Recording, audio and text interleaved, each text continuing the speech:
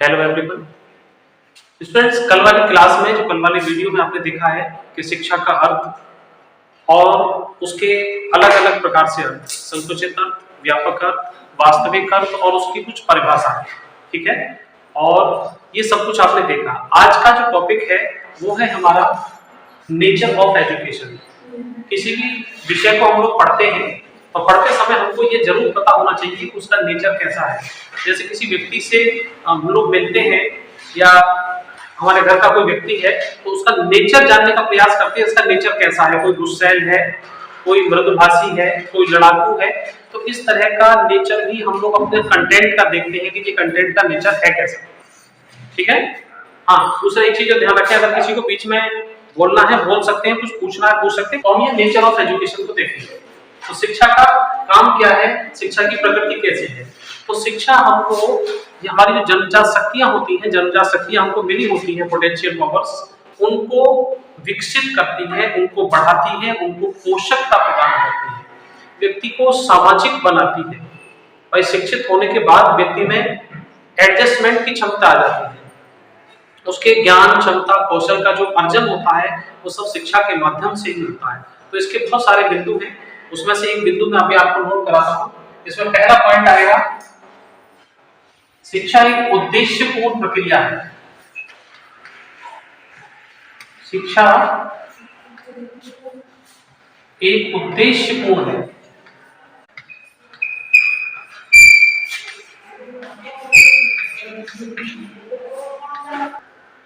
शिक्षा एक उद्देश्यपूर्ण प्रक्रिया है। अब किसी भी काम करने के पीछे कोई ना कोई उद्देश्य जरूर होता है। उसी तरह से शिक्षा का भी उद्देश्य है, क्योंकि हम लोग जो कुछ भी सीखते हैं, जो कुछ भी ज्ञान लेते हैं, उसके पीछे हमारा कोई ना कोई उद्देश्य होता है। जैसे आप लोग इस समय क्लास में बैठे हुए हैं, आपका उद्देश्य क्या है? इस टॉपिक को पढ़ना, बीएड के सिलेबस को पढ़ना, अपना बीएड करना। तो अचानक से कभी कभी ज्ञान मिल जाता है, लेकिन उसमें भी हमारा अटेंशन जरूर जाता है। तो बिना प्रयास के शिक्षा प्राप्त नहीं होती है, बिना उद्देश्य के शिक्षा प्राप्त नहीं होती है। ठीक है। तो अचानक ज्ञान मिल जाना, लेकिन उसके साथ भी हमारा कंसंट्रेशन पूरा रहेगा। अब बिना उद्देश्य के आप, कोई कार्यक्रम चल रहा है, कहीं कोई ज्ञान चल रहा है, लेकिन आपको कोई उद्देश्य नहीं, आप बैठेंगे वहां मन से? नहीं बैठेंगे, अधूरे मन से बैठेंगे या वहां मन ही नहीं होगा। अभी हम लोग बीएड के यहाँ पे क्लासरूम में है और एमबीबीएस की क्लास में बैठा दिया जाए, जहां तुम्हारा कोई उद्देश्य नहीं है, कोई मतलब ही नहीं है, थोड़ा बहुत कुछ इंटरेस्ट के लिए थोड़ा बहुत देख सकते हो, लेकिन उसमें ज्यादा मन नहीं लगेगा। दूसरा पॉइंट है, शिक्षा जीवन पर्यंत चलने की प्रक्रिया है। जीवन पर्यंत चलने वाली प्रक्रिया है। तो बालक बाल्यावस्था से बहुत छोटा सा होता है, उस समय से लेकर जब तक मृत्यु को प्राप्त होता है, तब तक हम जाने अनजाने कुछ न कुछ सीखते रहते हैं और समाज के साथ उसी के साथ अनुकूलन करते रहते हैं। तो ऐसा नहीं है कि सीखने का कोई प्रयास बंद हो जाएगा या विकास बंद हो जाएगा। तो ये जीवन पर्यंत चलने वाली प्रक्रिया। थर्ड पॉइंट आता है, शिक्षा एक सामाजिक प्रक्रिया है। शिक्षा एक सामाजिक प्रक्रिया है। हम लोग किसी न किसी समाज के सदस्य हैं। ऐसा नहीं है कि हम लोग समाज से अलग हैं, जिस नेचर के भी हैं, लेकिन हैं तो समाज के ही सदस्य और समाज में ही रह रहे हैं। समाज के द्वारा ही शिक्षा कार्यक्रम चल रहा है, समाज के लिए चल रहा है और समाज में चल रहा है। तो जब सारी प्रक्रिया समाज में चल रही है, समाज के उद्देश्य से, समाज के हित के लिए चल रही है, तो वही सेम प्रोसेस यहाँ सामाजिक प्रक्रिया से। तो एक बालक के अंदर सामाजिक गुण को विकास करना, ये भी शिक्षा का कार्य है। ठीक, नेक्स्ट पॉइंट बताएगा कोई? शिक्षा एक वेरी गुड, शिक्षा एक गतिशील प्रक्रिया है।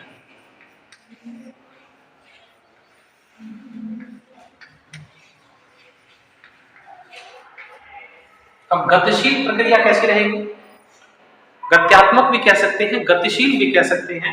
एक तो ये है कि निरंतर चलने वाली प्रक्रिया है, तो ये तो इसमें भी चल रही है, जीवन पर्यंत वाले में भी। और गतिशील ये है कि ये बदलती भी रहती है, डायनामिक प्रोसेस भी है। जैसे बहुत साल पहले अलग तरीके से काम हुआ करते थे, ऑफिस में सारी फाइलें हुआ करती थी, अब कंप्यूटर के आने से क्या हो गया? सारी चीजें चेंज होके कंप्यूटर में कन्वर्ट हो गई, हमारे काम करने की शैली बदल गई है। पहले गुरुजी के आश्रम में पीपल के नीचे बैठ के गुरुकुल में पढ़ा करते थे, आज हम लोग क्लासरूम के अंदर पढ़ रहे हैं और अच्छी विद्यालयों में स्मार्ट क्लास के रूप में पढ़ रहे हैं और अच्छे विद्यालय के अंदर एसी रूम के अंदर बैठ के पढ़ रहे हैं। ठीक है, तो ये क्या है, हर चीज बदल रही है तो शिक्षा भी उसी के अकॉर्डिंग बदलेगी। अब यहाँ शिक्षा बदलने से आपका क्या मतलब है कि आपको भी उसमें पढ़ाने के लायक, पढ़ाने के अनुकूल उस तरह की टीचिंग में समायोजन करने के लिए भी अपने सिलेबस को चेंज करना होगा और उसी के अनुसार आपको अच्छा टीचर बनना होगा। तो ये क्या है, एक गतिशील प्रक्रिया है, बदलता हुआ है। आने वाले 20 साल बाद न जाने क्लासरूम का शेप क्या होगा, क्लासरूम कैसे होंगे। हाँ, स्थिरता नहीं हो सकती इसके अंदर, ये बदलता रहेगा। ठीक है, नेक्स्ट पॉइंट, शिक्षा एक द्विमुखी प्रक्रिया है।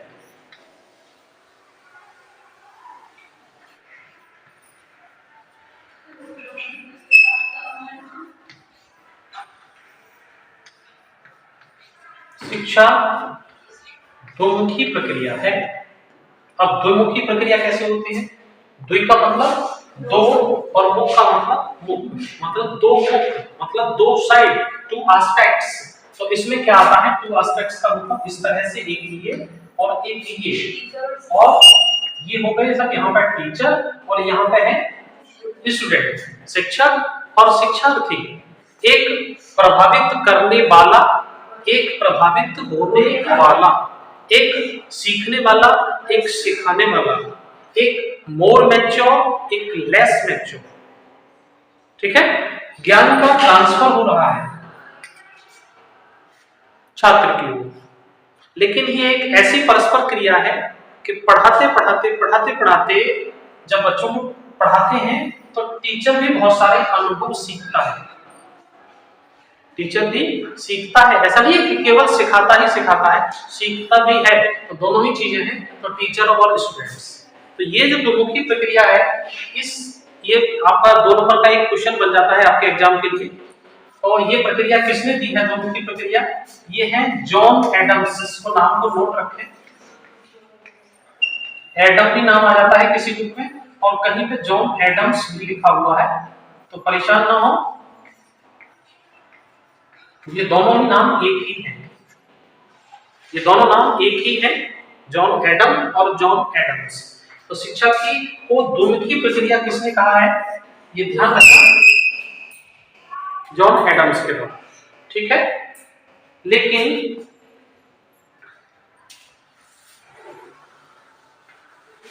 ये थोड़ा सा विवादित प्रश्न है, यहाँ पे थोड़ा सा मैं क्लियर करूंगा, इसमें ज्यादा टाइम लगेगा थोड़ा सा। तो यहाँ से देखिए, जॉन एडम्स ने क्या कहा कि शिक्षा द्विमुखी प्रक्रिया है, लेकिन इसमें एक जॉन डीवी साहब भी आ गए, इन्होंने भी मान लिया कि शिक्षा द्विमुखी प्रक्रिया है। ठीक, बहुत सी किताबों में जॉन डीवी लिखा हुआ है, लेकिन जॉन डीवी यहाँ पे वास्तव में नहीं है, ये ध्यान, कंफ्यूज ना हो। एक तीसरे वाले आ गए, उन्होंने कहा कि त्रिमुखी प्रक्रिया है। अब त्रिमुखी को कहने के लिए सबसे पहले आए रायबर्न और उसके बाद आ गए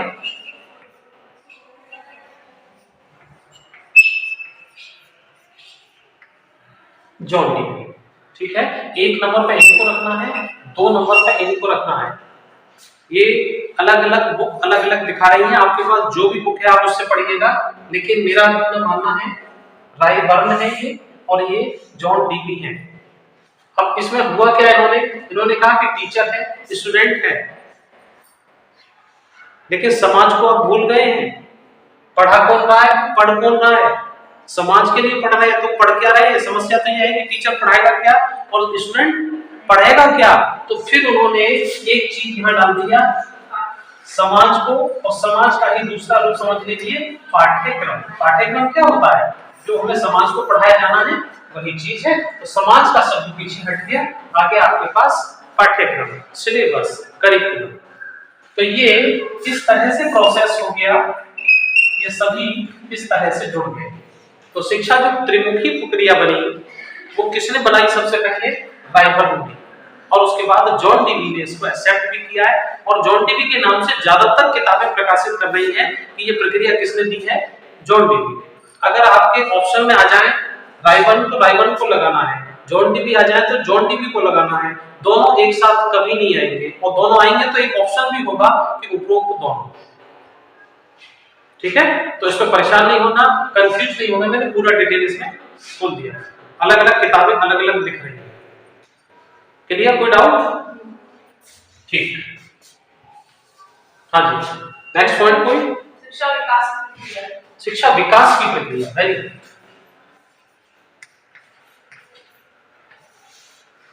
विकास की प्रक्रिया, और विकास की प्रक्रिया कहने का मतलब है कि ये लगातार चल रही है, विकसित हो रही है, चलती चली जा रही है, ये इसमें रोजाना कुछ ना कुछ परिवर्तन होते रहते हैं, तमाम रोजाना शोध हो रहे हैं। आपका पहले बीएड का सिलेबस कुछ हल्का था, बाद में फिर बदला, 2015 से बीएड 2 साल का हुआ, कोर्स और बदल गया, तो बदलाव क्या हुआ, कुछ ना कुछ इसमें विकास हुआ है, कुछ नई चीजें इसमें बढ़ाई गई हैं जो वर्तमान नियमानुसार थी। तो इसी तरह से शिक्षा हमारी विकसित हो रही है, उसी तरह से समाज विकसित हो रहा है, सारी चीजें डेवलप हो रही है। जैसे आपका मोबाइल फोन है, पहले सिंपल मोबाइल फोन था कीबोर्ड वाला, उसके बाद छोटे छोटे फोन आए, थोड़े से कलर आए, फिर थोड़ा सा बड़ी स्क्रीन वाला, फिर टच वाला, फिर 1 GB आधा GB रैम वाले थे, अब 2 GB 3 GB 4 GB, अब 6 8 12 पता नहीं भाई कितने कितने तक है, और आगे चलता चला जा रहा है।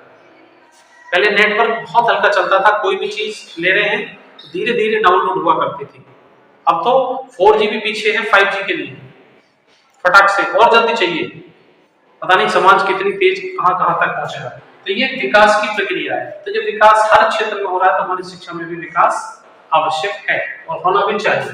नेक्स्ट पॉइंट, शिक्षा विज्ञान तथा कला के रूप में। विज्ञान और कला के रूप में, अब विज्ञान और कला क्या होता है, विज्ञान ऑब्लिक कला के रूप में।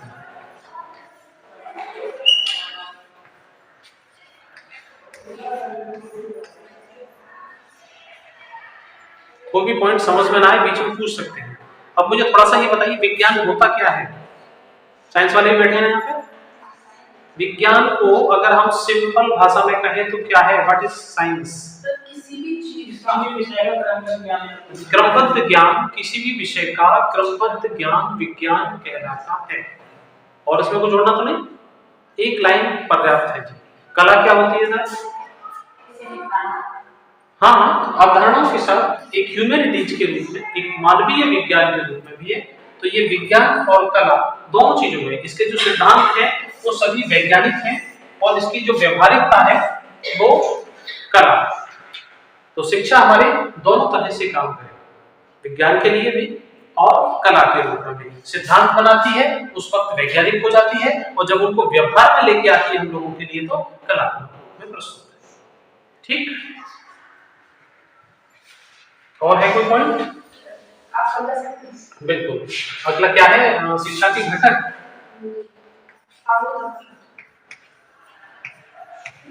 ये वही टॉपिक है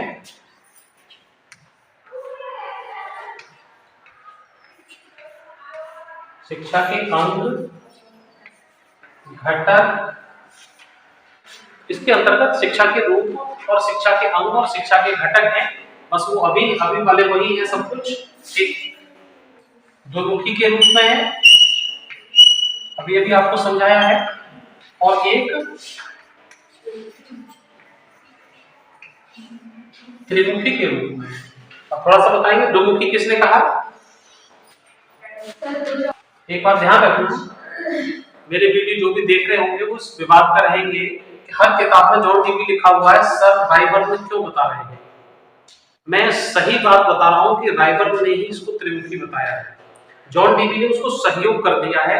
ज्यादातर किताबों ने जॉन डीवी छाप दिया है, लेकिन अगर ऑप्शन में आता है राइबर्न तो इसको छोड़ना मत। दोनों है ना उसमें, हाँ। कुछ किताबों में जो ऑथेंटिक अच्छी किताबें हैं उनके अंदर दिया हुआ है, लेकिन बहुत सारी किताबें मेरे पास भी रखी है, उन्होंने राइबर्न को बिल्कुल दिखाया ही नहीं है, केवल जॉन डीवी को दिखाया है। और इस तरह से अगर वहां राइबर्न आ जाए और आप देखें कि जॉन डीवी तो है ही नहीं, फिर उपरोक्त तो वैसे कोई नहीं, बच्चा उस पर जाकर टिक कर देता है डी वाले पॉइंट, और वही पॉइंट हो जाता है गलत। जब दोनों नहीं, ये था नहीं, बालक ये रट के गया, ये उसके अंदर था और डी पे था, क्यों? उपरोक्त में से कोई नहीं, बालक को जॉन डी नहीं दिखा और उसने डी वाले पार्ट पे लगा दिया। दोनों दे दिया तो उपरोक्त दोनों उठाना चाहिए। यहाँ पे उसमें दिया था है, हाँ आई थिंक नहीं देना चाहिए ऑप्शन में दोनों। बेटा, ये बुक लिखने वाले अलग अलग मत के अनुसार लिखते हैं, अपने अपने अनुसार लिखते हैं। बात ये है, मैं तो कंफ्यूजन दूर कर रहा हूँ, मेरे अनुसार तो राइट है यहाँ पे, लेकिन इन्होंने इस बात को आगे बढ़ा दिया तो इसलिए ये चलता है।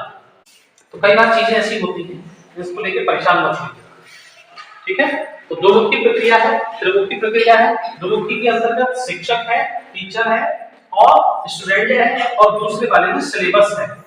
बस इतना सा याद रखिएगा, इतने में ही पूरा टॉपिक आपका क्लियर हो जाएगा, ठीक है।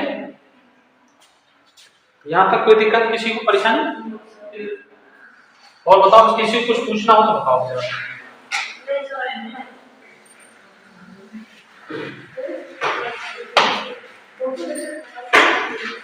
ठीक है, अगले टॉपिक के साथ नेक्स्ट वीडियो में फिर मिलते हैं। तब तक पढ़ते रहिएगा और अपना ध्यान रखिएगा। Thank you, thanks for watching.